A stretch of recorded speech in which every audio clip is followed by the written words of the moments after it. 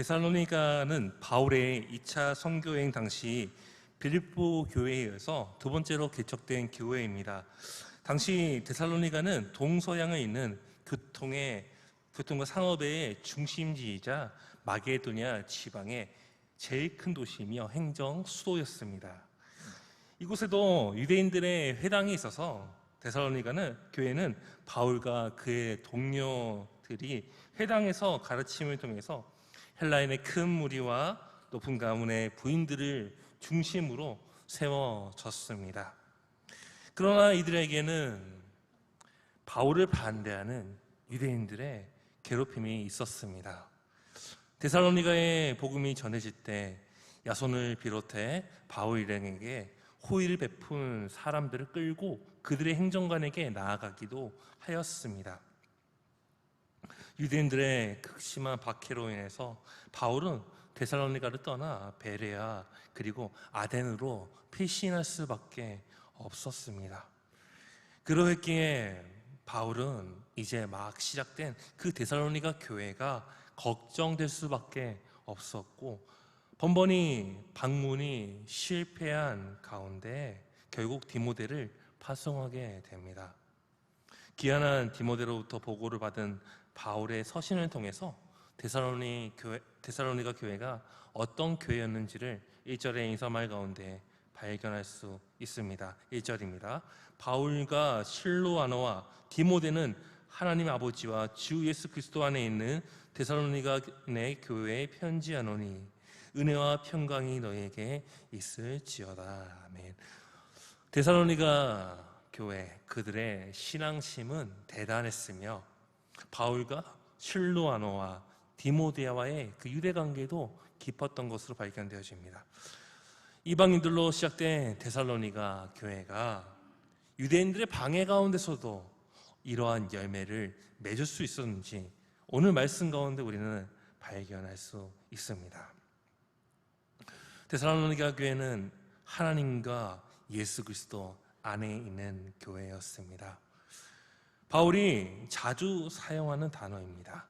하나님 아버지와 주 예수 그리스도 안에, 이 N이라는 표현은 교회가 가져야 될 본질적인 특성을 나타내는 단어입니다. 교회의 구성원인 성도는 하나님과 예수 그리스도 안에 있는 공동체입니다.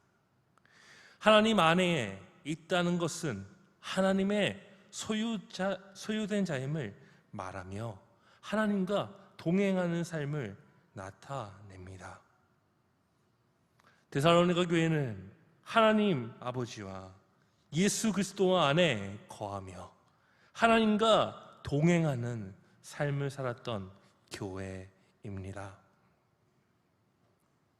얼마 전까지만 해도 이방인을 섬겼던 이들이 바울과 실라가 떠난 이후에도 계속되었을 유대인들의 그 방해 가운데서도 신앙을 지켜낼 수 있었던 것은 그들이 섬기던 우상을 버리고 철저히 하나님과 동행하며 하나님을 섬겼기 때문입니다.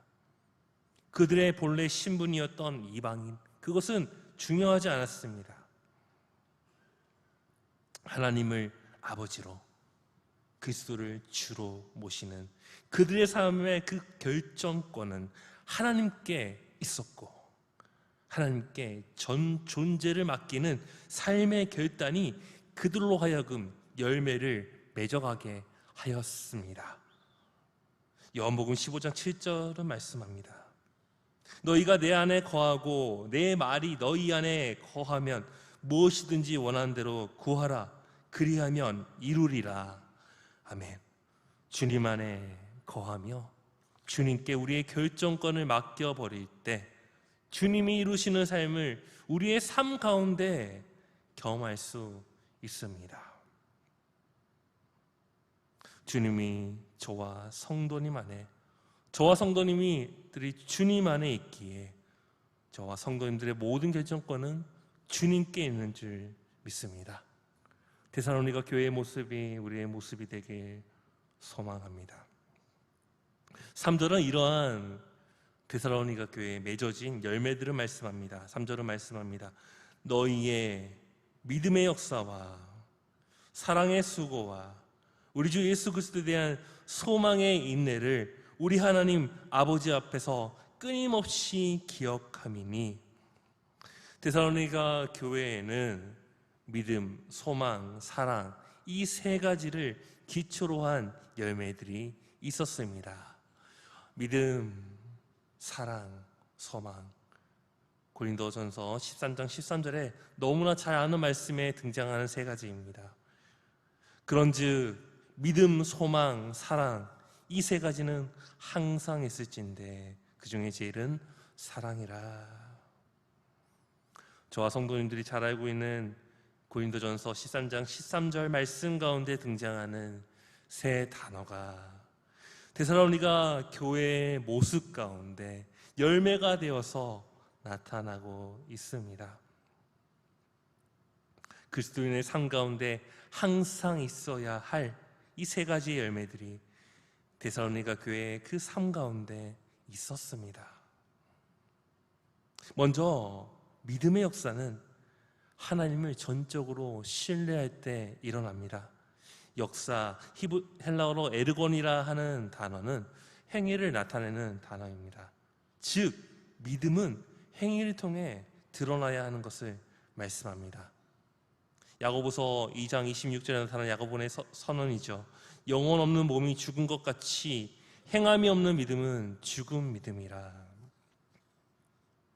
야고보의 선언처럼 행함이 없는 믿음은 죽은 믿음이지만 반대로 하나님을 향한 전적인 신뢰가 성도의 행함을 통해서 나타날 때 믿음의 역사가 되어 나타난다 말씀하고 있습니다. 바울은 데살로니가 교회의 성도들의 모습을 통해 나타나는 그 믿음의 역사를 증언하고 있는 것입니다. 당시에 그 데살로니가의 상황이 그러했듯이 저와 성도님들의 삶 주변에도 여전히 바뀔 수 없을 것 같은 저와 성도님들의 믿음과 충돌되어지는 상황과 환경들이 존재할 수 있습니다. 그러나 그러한 상황과 환경을 뛰어넘는 믿음의 행위가 저와 성도님들 삶 가운데 실천될 수 있다고 오늘 말씀은 우리에게 도전하고 있는 것입니다. 하나님을 향한 전적인 신뢰를 통한 믿음의 행위가 우리의 삶을 통해 드러날 때에 하나님은 우리의 삶을 하나님의 역사로 바꾸어 가실 것입니다. 두 번째, 데살로니가 교인들에 있던 사랑의 수고는 예수 그리스도의 사랑을 근거로 한 수고였습니다. 이 수고는 감정적이고 의지적인 수고가 아닌 예수 그리스도의 희생을 닮은 수고였습니다. 그들은 예수 그리스도를 통해 하나님의 사랑을 체험했기에 자신들의 수고를 아끼지 않았습니다. 그들의 수고는 자발적이었으며 희생적이었습니다.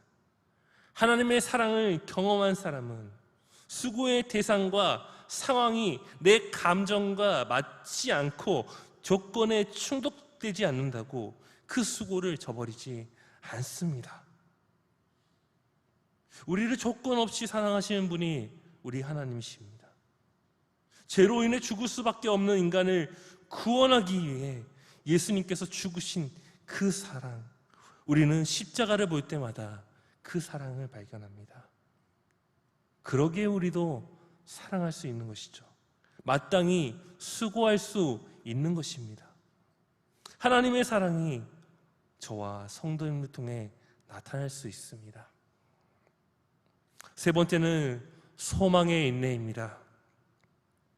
이 소망은 세상에 대한 소망이 아닌 다시 오실 예수 그리스도에 대한 소망입니다. 소망의 인내라는 표현은 소망으로 말미암은 인내, 또한 소망에 의한 고무되어진 인내를 의미하고 있습니다. 빌립보서 1장 6절을 말씀합니다. 너희 안에서 착한 일을 시작하신 이가 그리스도 예수의 날까지 이루실 줄을 우리는 확신하노라. 데살로니가 교회가 가졌던 소망은 구원의 일을 시작하신 성령께서 예수 그리스도의 재림의 날까지 그 일을 이루실 것이라는 믿음을 바라는 것이었습니다. 그들의 삶에 여러 가지 고통스러운 상황들이 있었지만 그러한 상황들을 이겨낼 수 있었던 것은 바로 이 소망이었습니다. 이 소망이 있었기에 그들의 삶에 여전히 현재하는 고난들 가운데서도 그 고난을 이겨낼 수 있었습니다. 사랑하는 성도님들, 이 땅의 삶을 살아간다는 것은 참으로 힘듭니다. 그러나 데살로니가 교회의 교인들이 살아냈던 이 삶은 그 고통을 의지적으로 이겨내는 결단과는 차원이 다른 삶입니다. 그리스도인으로서 이 땅의 삶을 살아낸다는 것은 믿음, 소망, 사랑, 이 세 가지가 조화를 이루어 궁극적인 구원을 향해 나아가는 것입니다. 믿음의 역사, 사랑의 수고, 소망의 인내, 이 세 가지가 저와 성도님들의 삶을 지탱해 줄 것입니다. 바울은 데살로니가 교회의 모습을 통해 하나님께 감사드리며 이들을 칭찬하며 격려합니다. 4절입니다. 하나님의 사랑하심을 받은 형제들아, 너희를 택하심을 아노라. 데살로니가 교회를 향한 이 칭찬은 정말 가장 큰 칭찬이 아닐 수 없습니다. 구원의 은총이 이스라엘을 넘어 이방인인 데살로니가 교회 교인들에게까지 이루어졌다는 놀라운 칭찬인 것이죠. 하나님의 선택받은 백성이 되었다는 이 바울의 선언은 데살로니가 교회를 향한 큰 격려가 되었을 것입니다. 이들에게 전해졌던 복음은 단순히 말로만 전해진 복음이 아니었습니다. 바울은 복음을 통한 변화를 일으키는 주체가 성령이라는 확신이 있었습니다. 영어 성경에는 with라는 표현을 통해서 바울의 데살로니가 사역이 성령님과 함께 이루어졌음을 분명하게 말하고 있습니다. 성령의 역사는 이적과 기사를 넘어서 죄인으로 하여금 복음을 듣고 받아들여 회개하여 구원에 이르게 하는 권능이 있습니다.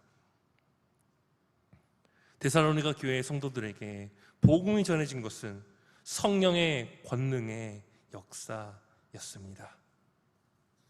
또한 데살로니가 교회 성도들에게 전해진 복음은 삶을 통해 전해진 복음이었습니다. 바울은 그 사역의 목적부터가 달랐습니다. 어떠한 명예나 금전적 이익을 위해 복음을 전하지 않았습니다. 오로지 복음을 전해 들은 자의 영혼 구원을 위해서 복음을 전했던 바울이었습니다. 바울의 목적이 그러했다면 바울의 삶 또한 달랐습니다. 바울의 삶은 주님을 닮은 삶이었습니다. 바울은 자신의 삶을 통해 복음을 전했던 사람이었습니다. 바울과 실라, 디모데의 삶을 통해 데살로니가 교회 교인들은 예수님을 보았을 것입니다. 그러기에 바울은 고린도전서 12장 11절에 자신 있게 말합니다. 내가 그리스도를 본받는 자가 된 것 같이 너희는 나를 본받는 자가 되라. 바울은 자신 있게 자신의 삶을 통해 그리스도를 본받으라 말할 수 있는 삶을 살아내었습니다. 그리스도를 닮은 바울 일행의 삶은 데살로니가 교회 교인들에게로 그대로 이어져 마게도냐와 아가야에 있는 모든 그리스도인들의 모델이 되었습니다.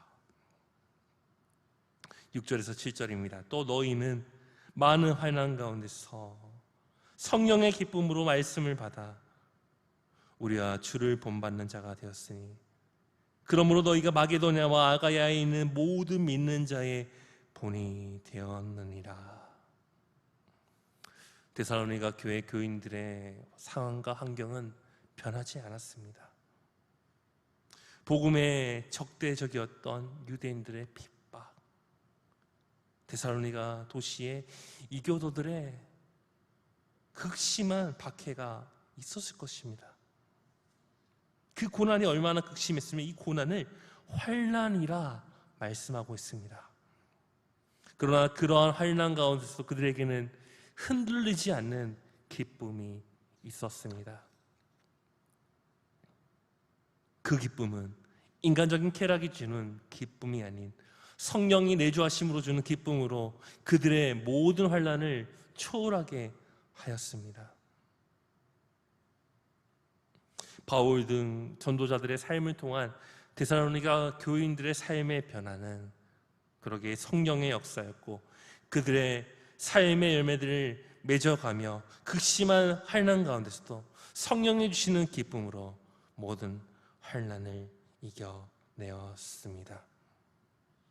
그들이 어떠한 의도적으로 어떠한 신앙적 모델이 되겠다 한 것은 아니었을 것입니다.